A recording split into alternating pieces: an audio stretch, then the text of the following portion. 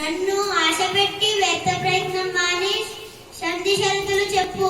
మన్యం ప్రజలు కలకాలం బానిసలుగా ఉండవలను, అంతేనా? ఎక్కడ ఉంది బ్రిటిష్ సామ్రాజ్యం? నెత్తిన ఢిల్లీ బాద్షాల ముందు వంగి వంగి సలాం కొట్టినప్పుడు ఎక్కడ ఉంది బ్రిటిష్ సామ్రాజ్యం?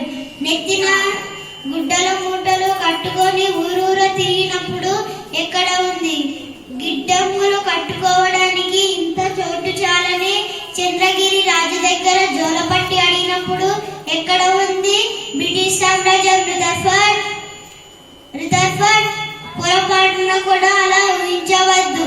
ఇది నా మాతృభూమి.